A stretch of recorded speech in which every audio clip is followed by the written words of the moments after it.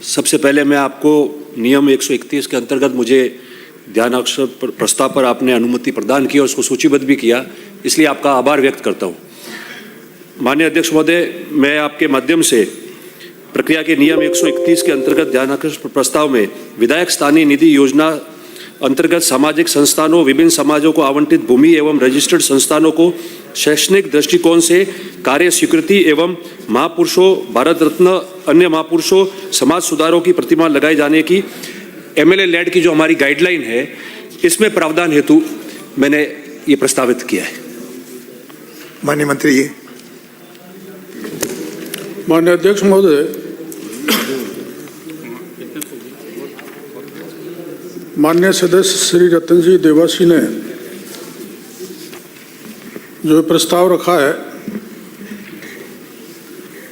उसमें एक संक्षिप्त जानकारी देते हुए सदन का ध्यान आकर्षित करना चाहता हूं कि विधानसभा सदस्यों को उनके विधानसभा क्षेत्रों में स्थानीय आवश्यकताओं के अनुरूप विधायकों की प्रशंसा पर पूंजीगत प्रकृति के विकासात्मक निर्माण कार्यों को कराने के उद्देश्य से विधायक स्थानीय क्षेत्र विकास योजना वित्तीय वर्ष 1999-2000 में प्रारंभ की गई है। योजना अंतर्गत स्थानीय आवश्यकता के अनुरूप राजकीय, पंचायती राज संस्था, स्थानीय स्वायत्तशासी निकाय के स्वामित्व की जनोपयोगी स्थायी परिसंपत्तियों का निर्माण करवाया जाता है। विधायक स्थानीय क्षेत्र विकास योजना की मार्गदर्शिका के प्रावधानुसार किसी गैर सरकारी संस्था पंजीकृत ट्रस्ट पंजीकृत संस्था निजी संस्था को उस ट्रस्ट संस्था की स्वयं की परिसंपत्ति बनाने के लिए योजना अंतर्गत स्वीकृति प्रदान नहीं की जा सकेगी,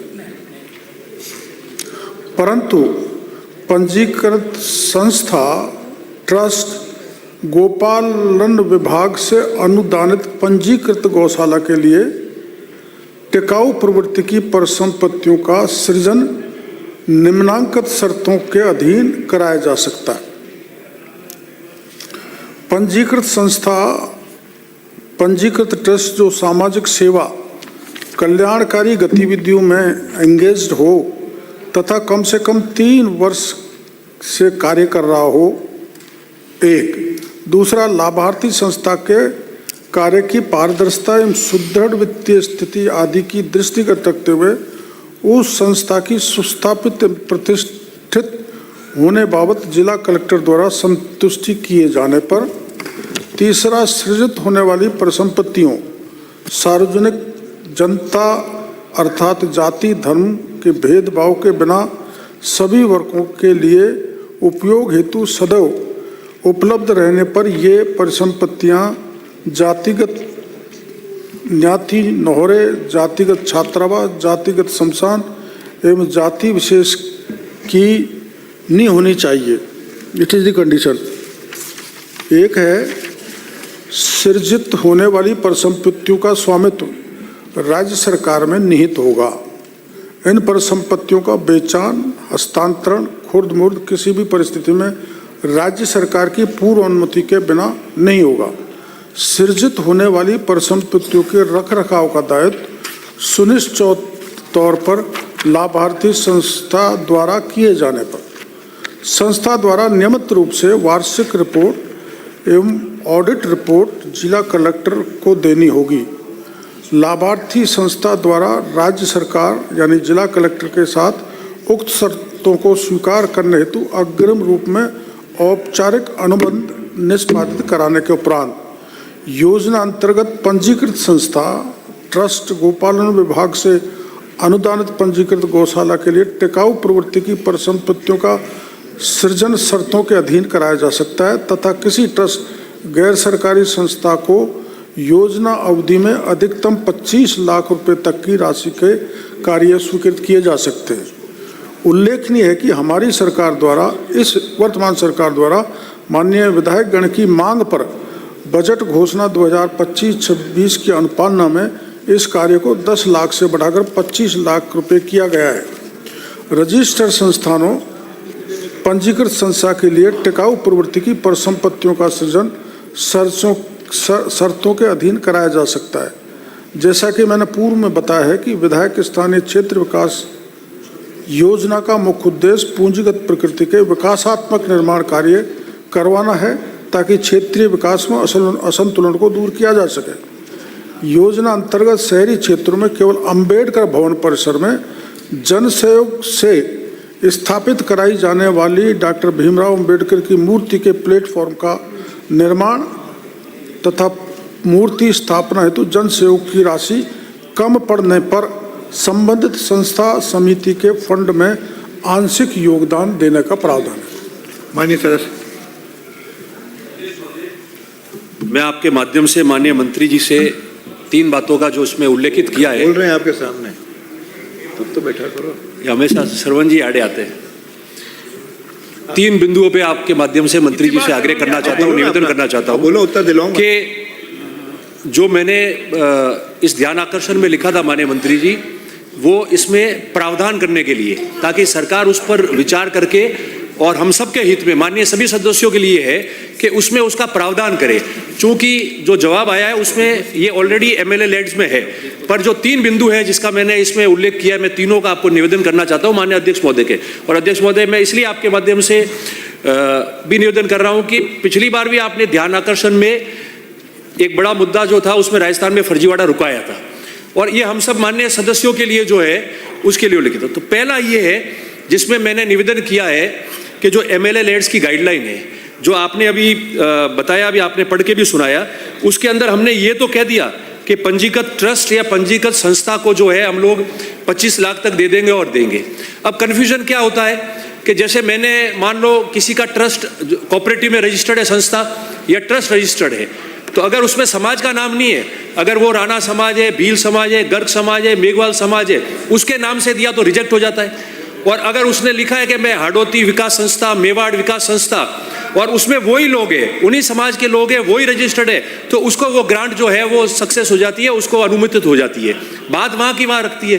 तो हम लोग जो ये निवेदन कर रहे हैं वो ये है कि आप इसमें भले कोई राइडर डालना चाहे आप डालें कि 5 करोड़ मिलते हैं तो उसके अंदर 25 करोड़ ही आप खर्च कर पाओगे, 5 साल में एक समाज की संस्था को दे पाओगे। तो कोई भी समाज हो, किसी 36 कौम में कोई भी हो, उसके नाम से रजिस्टर्ड है, 3 साल उसको हो गए हैं रजिस्ट्रेशन को जिला कोऑपरेटिव में या ट्रस्ट में, और उसने ऑडिट भी करा दी है, तो उसको हम लोग कम से कम छात्रावास के कमरे के लिए, पुस्तकालय के लिए और खेल उपकरण के साथ साथ में उसको हम जो है वो कंप्यूटर सामग्री के लिए उन समाजों को हम राशि आवंटित कर सके, इसका निवेदन प्रावधान करावे। 1 नंबर 2, इसी का एक भाग है शौचालय का। वो कारण ये हो रहा है इसका कि 2022 में तो गाइडलाइन ठीक थी, मगर 2025 के अगस्त के महीने के ऑर्डर में इन्होंने उसको आरक्षित कर दिया। जैसे 2025 के ऑर्डर में सामुदायिक सभा भवन पहले गांव एमएलए दे देता था लिख के, गांव में अगर आबादी भूमि है ग्राम पंचायत एनओसी देती थी, एनओसी होने के बाद में वो ग्रांट सक्सेस हो जाती थी, बन जाता था, बाद में उसको पट्टा देते थे। अभी उसका जो अमेंडमेंट किया है आपने 2025 के ऑर्डर में, जो जीकेएन आपकी बनी हुई है 2025 की ग्रामीण कार्य निर्देशिका है उसके अंदर, उसमें उन्होंने कर दिया है कि अगर पट्टा है तो ही सामुदायिक सभा भवन बनेगा और समाज के नाम का नहीं बनेगा। हम लोग धार्मिक लोग हैं, हम लोग गांव में रामदेव जी के मंदिर में जाते हैं, जागरण में जाते हैं, तेजा जी के जाते हैं, अन्य समाजों के जाते हैं 36 कौम के। अगर वो कहता है कि हमारे एक छोटा भवन 10 लाख का बनाना है जिसके अंदर हमारा सामान रह जावे, बरसात में बैठ सके, तो कैसा आप धार्मिक है, मंदिर का है, इसलिए नहीं दे पाएंगे। तो मेरा निवेदन है कि जीकेएन में आपके जो भी प्रावधान जिसकी वजह से तकलीफ आ रही है उसका अमेंडमेंट किया जाए, ताकि हम लोग सभा भवन जो है वो आबादी भूमि में मिल जाए हम लोगों को, और आबादी भूमि में सभा भवन होते ही वो काम हो जाए। ये का ये आप देखेंगे, आप ताज्जुब करेंगे अध्यक्ष महोदय, 2 ही बिंदु है उसमें। और शौचालय में भी ये आ गया है कि अगर मैंने शौचालय का लिख के दिया है कि शौचालय बनाना है इस गांव के अंदर, तो अगर पट्टा है तो ही शौचालय बनेगा, उसको भी अमेंडमेंट कराना जरूरी है, नहीं तो शौचालय के लिए पट्टा कहां से ढूंढते फिरेंगे। दूसरा था, एक प्रथम ये, दूसरा था महापुरुषों की मूर्ति के लिए शहरी क्षेत्र में आपने कहा, मगर शहरी क्षेत्र में उसमें सिर्फ जो उसका नींव है, प्लेटफॉर्म है, उसके निर्माण की बात है, और मूर्ति लगानी है तो जो जन सहयोग से राशि आई है उसमें कम पड़ती है तो हम दे सकते हैं, वो भी शहरी क्षेत्र में। ग्रामीण का तो कोई है ही नहीं। मेरी पंचायत समिति के अंदर बाबा साहेब भीमराव की, अंबेडकर जी की मूर्ति लगी हुई है। 75 वर्ष हम संविधान का मना रहे हैं। अब उसको रिप्लेस करनी है, मैंने लिख के दे दिया, वो नहीं हो सकता क्योंकि गाइडलाइन में नहीं है। मेरा निवेदन है कि जो भी हमारे भारत रत्न है, महापुरुष है, समाज सुधारक है, उनकी मूर्ति लगाने के लिए जो हमारी प्रेरणा है उनको आप अलाउ करावे। ऐसा है तो आप सरकारी संपत्ति में कर दो, कि सरकारी परिसर में आप लगा सकते हो। आप उसमें नियम डाल दो कि कहाँ लगा सकते हैं। चौराहे पे लगा रहे तो वैसे ही संभागीय आयुक्त की कमेटी का परमिशन आता है, उसके बाद होता है, तो वो राइडर होगा तो भी चलेगा। पर कम से कम उसके अंदर ये हो जाना चाहिए कि हम उस मूर्ति को हमारे एमएलए कोटे के पैसे से हम लोग वहां लगा सके। और अंत में अध्यक्ष महोदय, आपके माध्यम से तीनों पॉइंट बिंदु मैं रिपीट कर रहा हूं कि समाजों के नाम से अगर हम सामुदायिक सभा भवन, उनके छात्रावासों में कमरा देना चाहे, पुस्तकालय देना चाहे, शौचालय देना चाहे, तो वो हमको अलाउ हो, क्योंकि कई संस्थाओं को तो सरकार ने करोड़ों रुपए की जमीन दी है और हम कमरा नहीं दे पाए तो फिर पब्लिक प्रेशर हमारे ऊपर रहता है। दूसरा, सभा भवन के अंदर से सारे राइडर हटाए जाए। आबादी भूमि है तो समाज के नाम का हो या गांव का सभा भवन हो, उसको हम बनवा देवे, उसके बाद में जो है वो पट्टा जारी करें।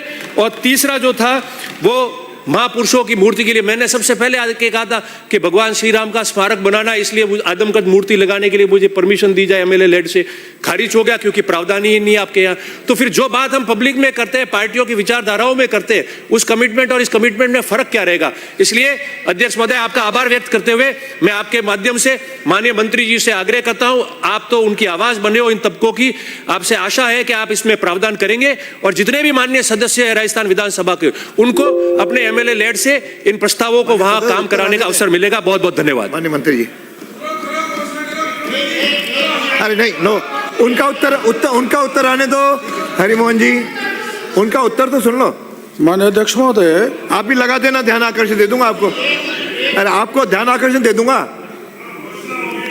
पूरे सदन, इससे एक प्रश्न नहीं उठता। पूरे सदन की भावना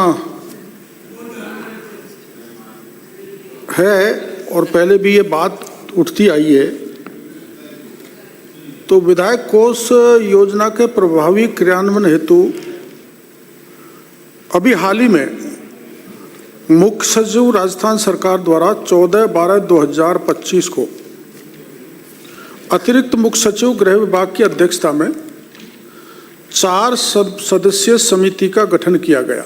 आपने जो बात उठाई, ऐसी बात पत्र भी आते रहते हैं, हाउस में भी उठता रहता है, बाहर भी मामला उठता रहता है, इसलिए एक ही कमेटी बनाई गई। पहले मैं आपको कमेटी द्वारा जो रिपोर्ट है उसकी जानकारी दे देता हूँ। समिति द्वारा अपनी रिपोर्ट प्रस्तुत कर दी गई है। समिति की प्रमुख अनुशंसाएं निम्नानुसार है। कार्यकर संस्था उसी विभाग को बनाया जाए जिस विभाग के लिए कार्य करवाया जा रहा है, एक।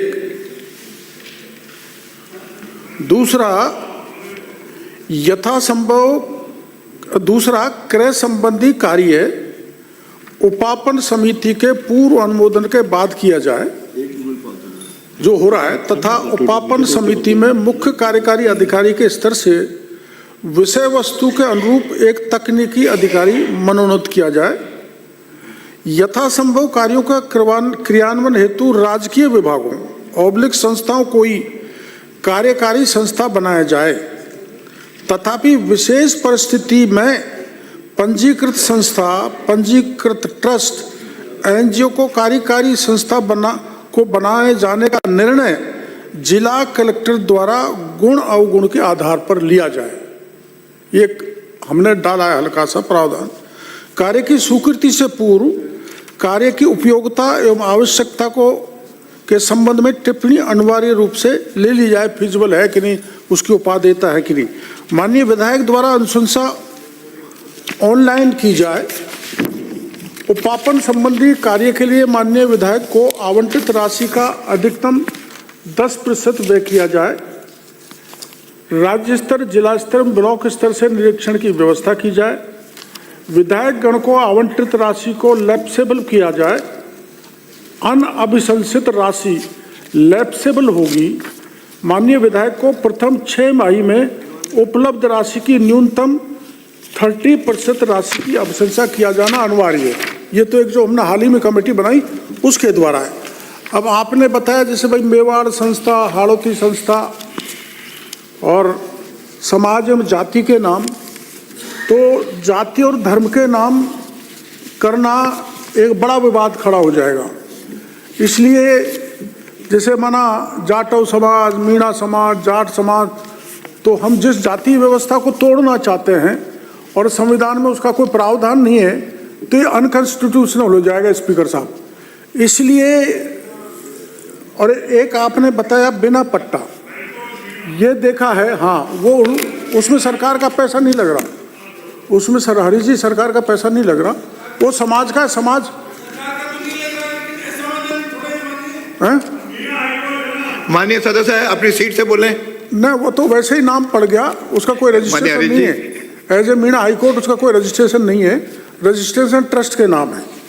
तो जैसे आपने बताया बिना पट्टा निर्माण, आमतौर पे देखा गया बिना पट्टा निर्माण कर देने के बाद और कहीं भी कर देने के बाद वो जमीन किस प्रवृत्ति की है, चरागा की है, सिवाय चके सरकारी है, खातेदारी है, तो आमतौर पर भवनों पर कब्जा हो जाता है स्पीकर साहब। इसलिए पहले पट्टा हमने जरूरी रखा है।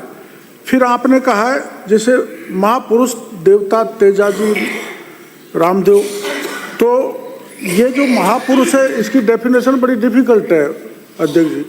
माना कोई ऐसा आदमी जो महापुरुष की कोई डेफिनेशन ही नहीं है, किसको महापुरुष माने, तो किसको माना जाए। फिर भी मैं ये मान के चलता हूँ कि पूरे सदन की भावना है कि इसमें कुछ होना चाहिए। तो मैं स्पीकर साहब आपसे निवेदन करना चाहूँगा कि एक कमेटी और बनाई जाए जिसमें कुछ माननीय विधायक और हमारे कुछ अधिकारियों की एक ऐसी संयुक्त कमेटी बने जिस पर गहन विचार करके कुछ मार्ग प्रशस्त किया जाए।